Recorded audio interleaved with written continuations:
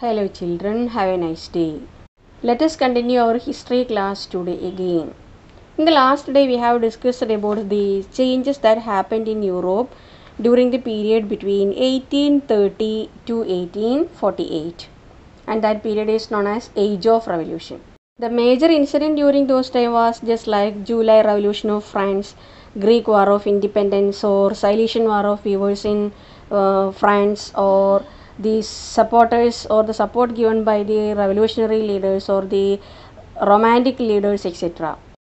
All those unhappy situations give a chance for European areas as a condition where they started to think about formation of new nations, and that nations must be based on the parliamentary principles like constitution, freedom of press, and freedom of associations.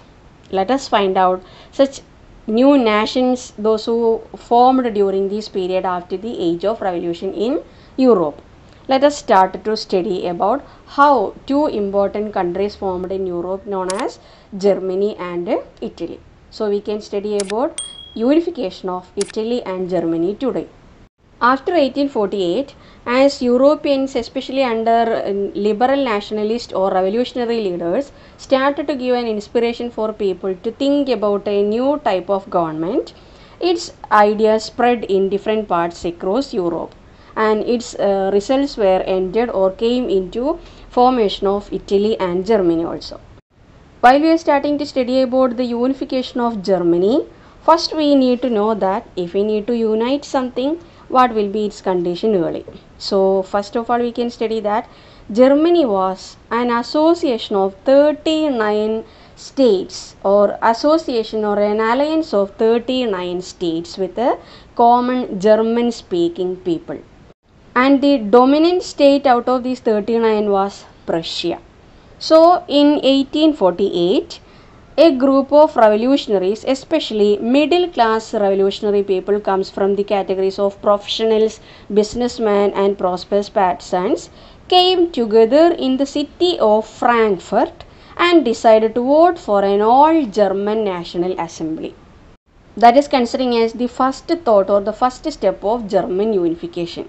And on 18th May 1848, 831 elected representatives marched in a festive procession to take their places as representatives in the Frankfurt Parliament convened in the Church of St. Paul.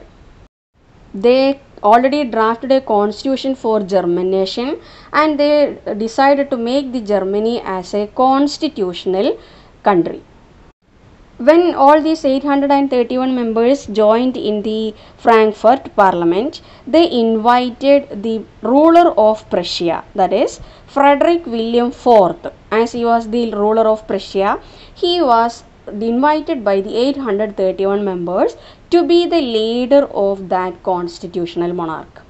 But he rejected, because he is a man who is a follower of absolutist monarchy, and all other monarchs of Europe also opposed the idea of having an elected assembly for Germany. So the first attempt under the elected 831 members of Germany to make that 39 different associations together to make a nation was not came into a success.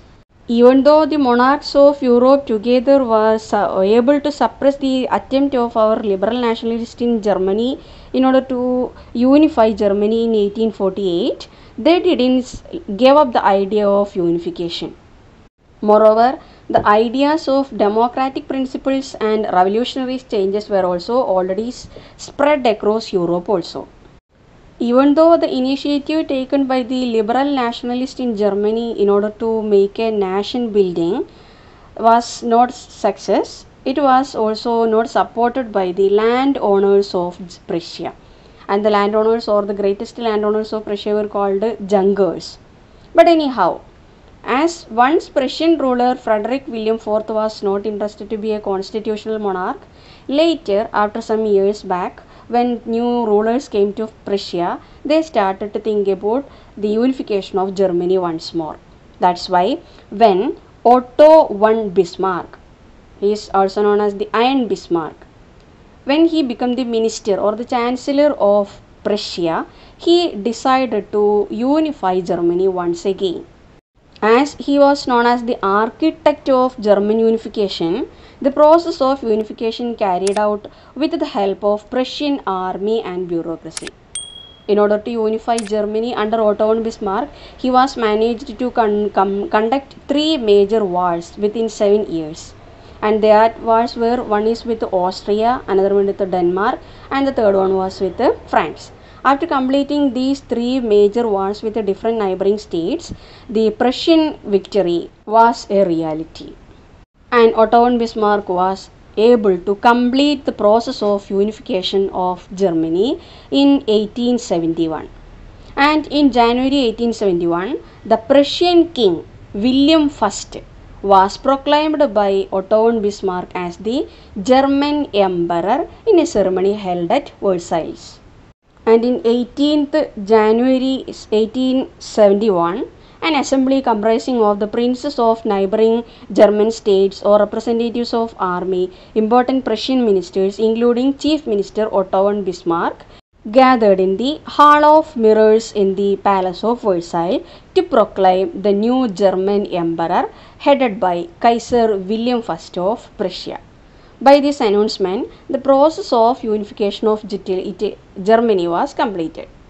And the major administrative changes happened in Germany after its unification was that the new state placed a strong emphasis on modernizing the currency, banking system, legal and judicial system in Germany.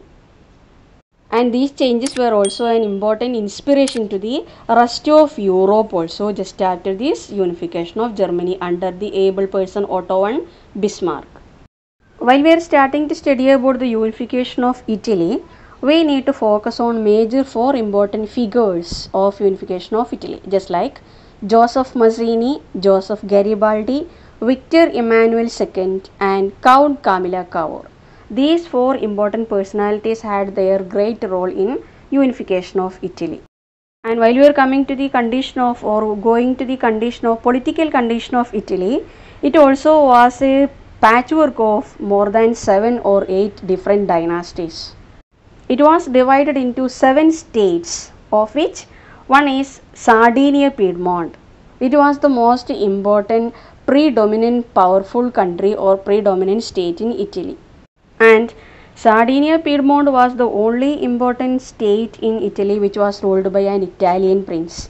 The other parts like north was under Austrian rulers, center was ruled by Pope and the south was under the Bourbon rulers of Spain. And even the language, Italian language also had not acquired a common form. So unification of Italy was really hard work for the revolutionaries like Garibaldi and Mazzini. Both of them were revolutionary leaders of different areas, especially in Italy itself. And Joseph Mazzini was born in 1807 and he was a member of an organization called Carbonari. Carbonari was a secret society in which he was a member, and as he was a man of 24, he was sent in exile in 1831, being a revolutionary person. Even though he was not participating directly in any of the activities anywhere, he created 2 underground societies known as Young Italy and Young Europe. Both these secret societies helped him or supported him for the unification of Italy later. As Mazzini and his secret societies were really a headache or a disturbance for the monarchs of Europe, he was described by the Prince of Austria called Metternich as the most dangerous enemy of our social order. And he also ordered or informed the other European monarchs to be careful whenever the influence of Mazzini happens. Joseph Garibaldi also is an important figure in the process of Italian unification, where his revolutionary activities came forward with his own large number of armed volunteers, and these armed volunteers were once known as red shirts. These armed volunteers or these armed troops helped every of the revolutionary activities across Europe. So the support of Garibaldi also was very important for Mazzini in the course of Italian unification. During the time between 1830s Joseph Mazzini had started his activities, or he had a plan about unification of Italy, and he got the full support of King Victor Emmanuel II of Sardinia Piedmont, as Sardinia Piedmont is the most richest and predominant among the 7 important dynasties. And Count Camilla Cavour was the chief minister of Victor Emmanuel II. He also was a revolutionary leader, and he had ideas about a country must be unified. As we told that the north and south of Italian parts were not under Italian rulers, north under Austrians and south under Spanish rulers. So in order to send them out of Italian land, 2 major wars were fought between them under the leadership of Mazzini and Count Cavour. In 1859, under the leadership of Cavour, then Count Cavour, or Mazzini, Garibaldi, etc., a war was fought against Austrian forces, and it was success.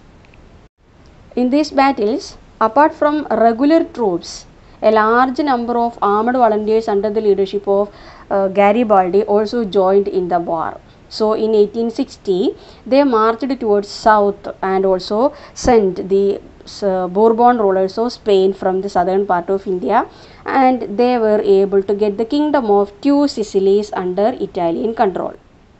That's why in 1861, Victor Emmanuel II of Sardinia was proclaimed as the King of United Italy.